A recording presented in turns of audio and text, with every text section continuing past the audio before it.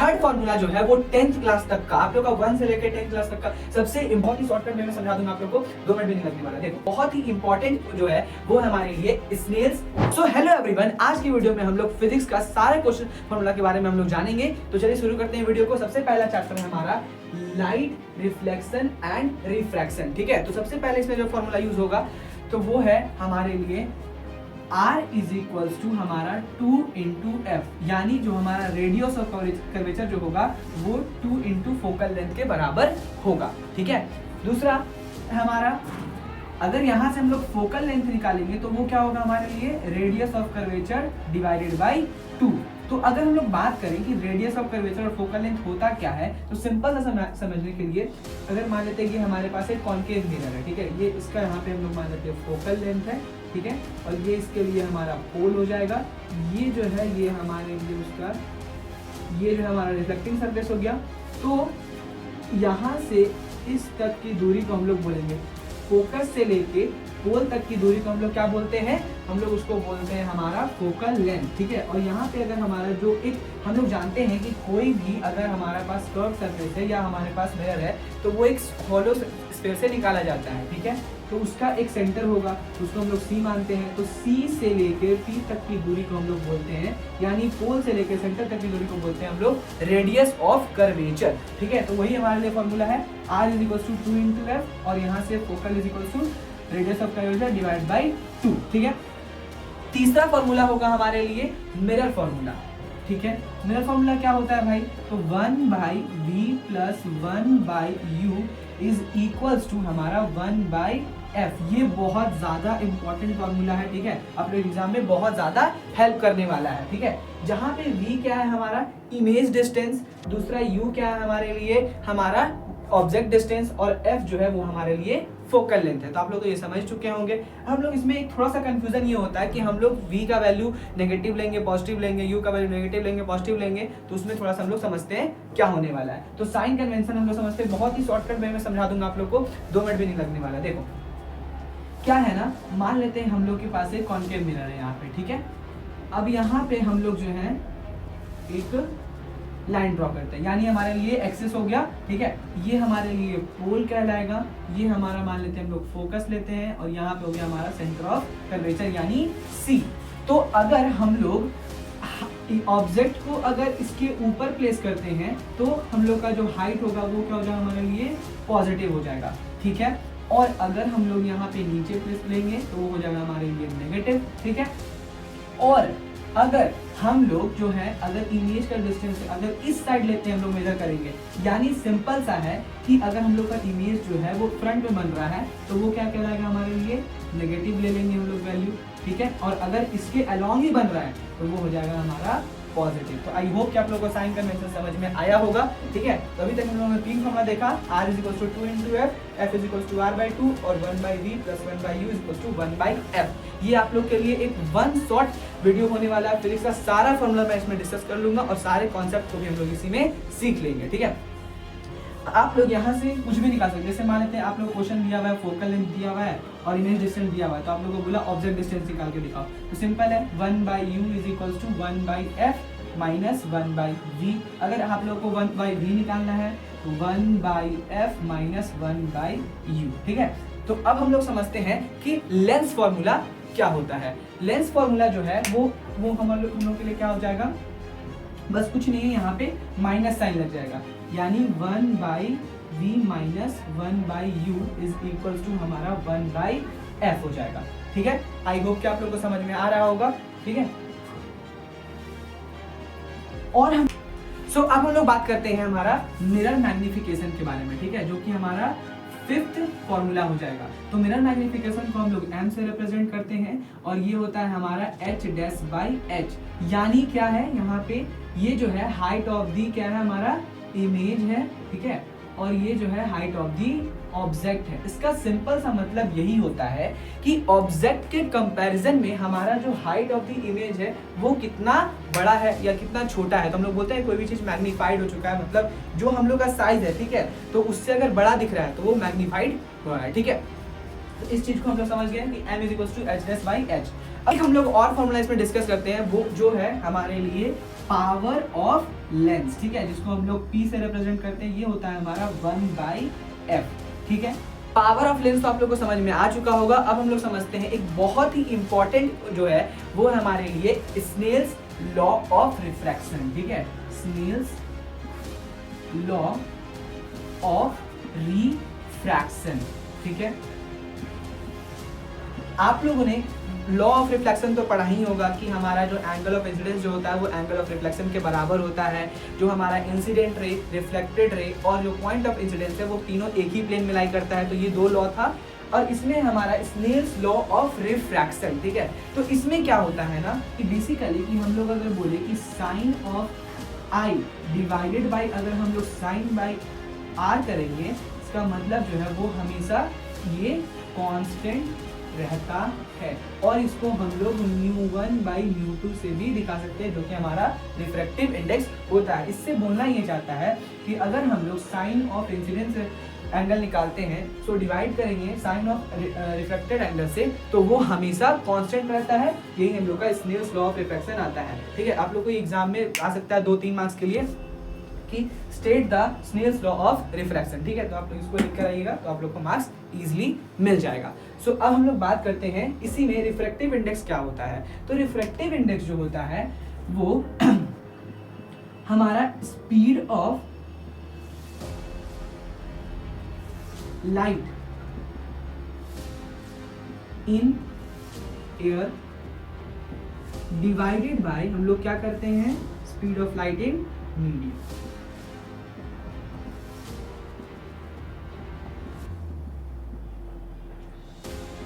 Okay, I hope कि आप लोगों को समझ में आ रहा होगा। जैसे कि speed of light in air हम लोग इसको c से रिप्रेजेंट करेंगे और इसको हम लोग v से रिप्रेजेंट करेंगे। तो ये होता है हमारा रिफ्रैक्टिव इंडेक्स।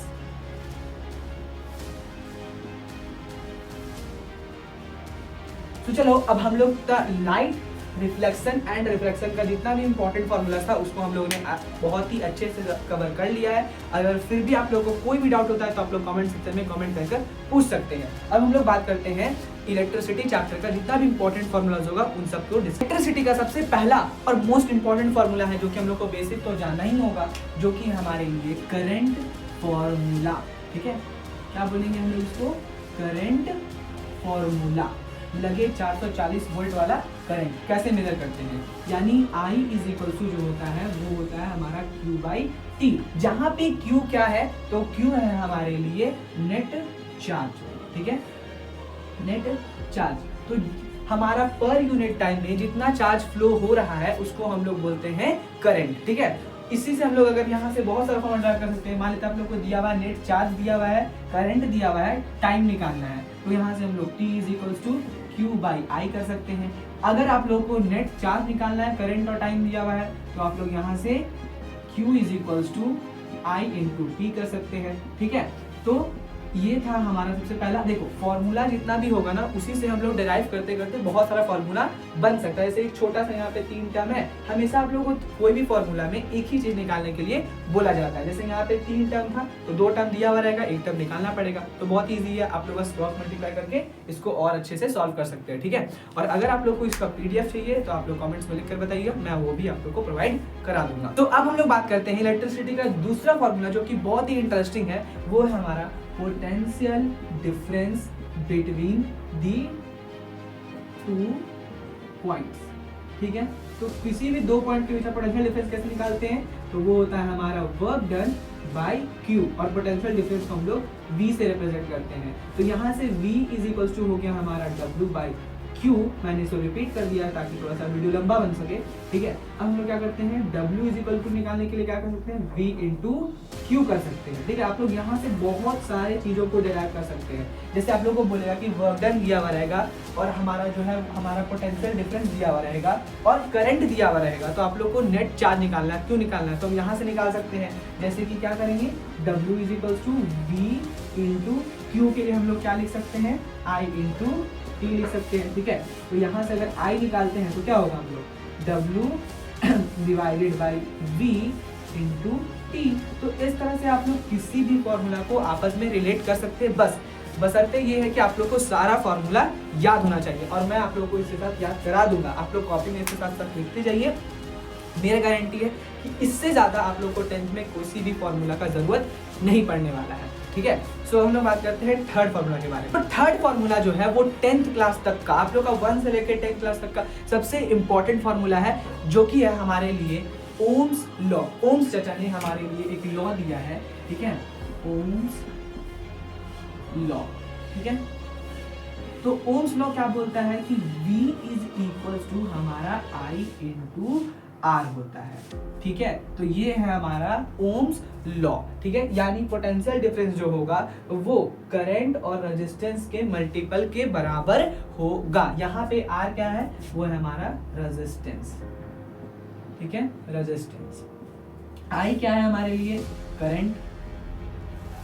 V क्या है हमारा, पोटेंशियल डिफरेंस, ठीक है। सो ये हो गया हमारा ओम्स लॉ। अब यहाँ से हम लोग का क्या निकल सकता है, अगर I निकालना चाहेंगे तो क्या होगा, V बाई R, और अगर यहाँ से हम लोग R निकालना चाहेंगे तो क्या होगा, V बाई I। अब हम लोग समझते हैं रेजिस्टेंस क्या होता है, ठीक है, और रेजिस्टेंस का फॉर्मूला हम लोग कैसे डिराइव करते हैं। तो रेजिस्टेंस जो है मतलब जो करंट फ्लो कर रहा है, तो उसको जो रोकने वाला जो है उसको क्या बोलते हैं, हम लोग रेजिस्टेंस बोलते हैं। जैसे आप लोग का कोई भी मन में जितना भी बड़ा बड़ा ख्वाब होता है या हम लोग कुछ बनना रहता है, तो उसको रोकने वाला क्या बोलते हैं, हम लोग का रिश्तेदार बोलते हैं, ठीक है। कुछ भी बोलो कि जाके कि हम लोग को IAS बनना है या हम लोग को 98% लाने वाला तो है भाई, 2 लाने वाला है, चलिए, ठीक है। तो ऐसे से बोल के वही हमारा रेजिस्टेंस, ठीक है। लेकिन यही जो है वो करंट को फ्लो करने में भी मदद करता है। तो वही जो हमारे रिश्तेदार है वही हम लोग को सक्सेस में भी बहुत ज़्यादा हेल्प करते हैं, ठीक है। सो अब हम लोग समझते हैं रेजिस्टेंस क्या होने वाला है। तो रेजिस्टेंस जो है सबसे पहले याद रखो कि वो जो है वो हमारा लेंथ के डायरेक्टली प्रोपोर्शनल होता है। इसका मतलब क्या है, ठीक है। इसका मतलब ये है कि जितना बड़ा वायर होगा उतना ज़्यादा उसका रेजिस्टेंस होगा, जितना छोटा वायर होगा रेजिस्टेंस उतना ही उसका कम होगा, ठीक है। और दूसरा रेजिस्टेंस जो है वो इनवर्सली प्रोपोर्शनल है किसका, हमारा एरिया का। यानी जितना बड़ा एरिया ऑफ क्रॉस सेक्शन होगा, यानी जितना बड़ा एरिया ऑफ क्रॉस सेक्शन होगा रेजिस्टेंस उतना ही हमारा कम होगा, और ये जितना छोटा होगा उतना ही रेजिस्टेंस जो होगा वो इंक्रीज करेगा। यानी R जो होगा अगर इन दोनों को इक्वेट करेंगे तो वो होगा L डिवाइड बाई A, और यहाँ से हम लोग अगर इस प्रोपोर्शनलिटी साइन को हटाते हैं तो हमारे पास एक कांस्टेंट आता है जिसको हम लोग बोलते हैं रो, बैठ के रो L बाई A। ये हो गया हमारा RHO रो, ठीक है। तो आप लोग यहाँ से R का वैल्यू निकाल सकते हैं, रो का वैल्यू निकाल सकते हैं अगर हम लोग को लेंथ पता है, एरिया पता है और हमारा रेजिस्टेंस पता है, ठीक है। तो एक क्वेश्चन बहुत ज़्यादा अराइज होता है, मैंने इसके बारे में वीडियो बना के भी रखा है, लेकिन फिर भी हम लोग इसको डिस्कस कर लेते हैं कि हम लोग के पास अगर एक थिन वायर है और एक थिक वायर है तो किसमें करंट जो है वो ज़्यादा फ्लो करेगा। तुम लोग सबसे पहले वीडियो को पॉज करके कमेंट में लिख कर बताओ, ठीक है। यहाँ से आप लोगों ने समझ में आ चुका होगा अभी तक। यानी हम लोग जानते हैं, ठीक है, कि यहाँ से समझ में आ रहा है ना कि अगर रेजिस्टेंस जो है वो जितना ज़्यादा होगा हमारा करंट उतना ही कम फ्लो करेगा। तो इसमें तुमको क्या लगता है कि थिक वायर जो है उसका एरिया ऑफ क्रॉस सेक्शन क्या होगा, हमारा ज़्यादा होगा, और थिन वायर जो होगा उसका एरिया ऑफ क्रॉस सेक्शन जो होगा वो कम होगा।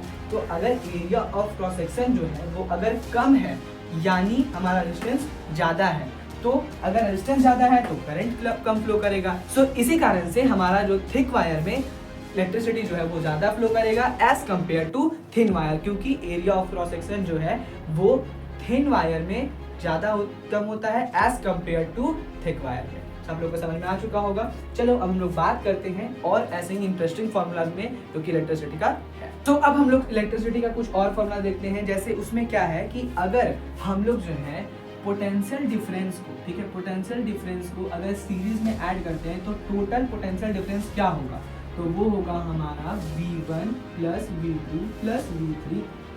यानी आप जितना वोल्टेज उसमें जोड़े हैं तो वो उसका इक्विवेलेंट हो जाएगा, ठीक है। अगर आप लोग रेजिस्टेंस को सीरीज में जोड़े हैं तो क्या होगा, R is equals to R1 plus R2 plus R3 होगा। मैं 3 लेके चल रहा हूँ, ठीक है, आप लोग कितना भी ले सकते हैं।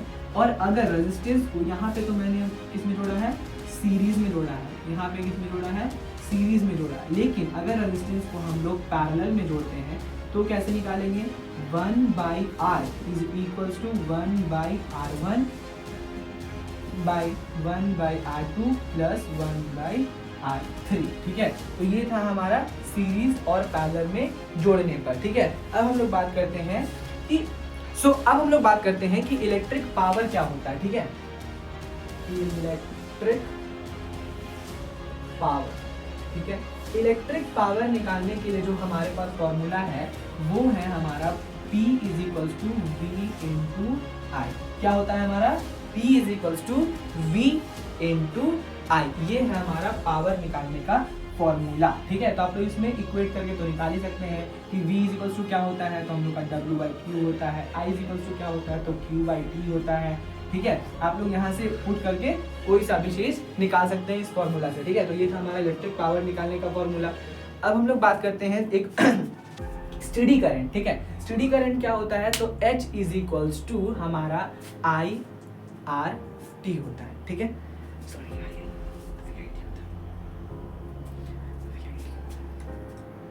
अब हम लोग बात करते हैं स्टेडी करंट के बारे में। तो स्टेडी करंट का क्या फॉर्मूला होता है, ठीक है।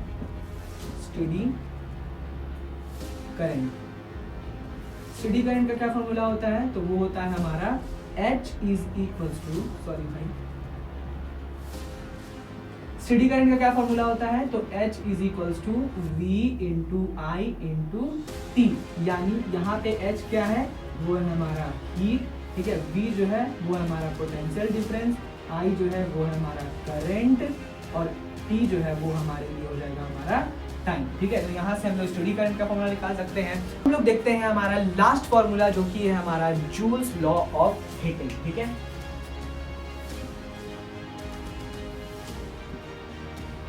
जूल्स लॉ ऑफ हीटिंग, ठीक है। देखो, तो जूल्स लॉ ऑफ हीटिंग क्या होता है, H इज इक्वल्स टू हमारा I स्क्वायर RT, ठीक है। ये था हमारा लास्ट फॉर्मूला, लेकिन लिस्ट नहीं है क्योंकि ये बहुत बार यूज होता है, तो आप लोग ध्यान से देख लीजिए। H is equals to I square RT, मतलब हमारा यहाँ पे H तो पता है आप लोगों को क्या होगा, ये हो जाएगा हमारा हीट, ठीक है। I जो है वो हो गया हमारा करंट, R जो हो जाएगा वो हमारा हो जाएगा रेजिस्टेंस, और T जो हो जाएगा वो हमारे लिए हो जाएगा हमारा टाइम। तो ये था हम लोगों का light, reflection and refraction and electricity का सारा मैंने फॉर्मूला आप लोग को बता दिया है। अगर आप लोग को फिर भी कोई सा फॉर्मूला छूट रहा है, आप लोग कमेंट्स में लिख कर बताइए ताकि दूसरों को भी हेल्प हो, ठीक है। मेरे हिसाब से, मेरे नॉलेज से मैंने आप लोग को सारा फॉर्मूला बता दिया जो कि बहुत इंपॉर्टेंट था। और विद आप लोग नेक्स्ट वीडियो किस टॉपिक पे चाहते हैं उसको कमेंट सेक्शन में जरूर लिख कर बताइएगा। तब तक के लिए थैंक्स फॉर वॉचिंग। ऐसे ही वीडियो को लाइक करते रहिए, चैनल को सब्सक्राइब करिए, अपने दोस्तों के साथ शेयर कीजिए ताकि उन लोग को भी इस चैनल को बेनिफिट मिले। Thanks for watching.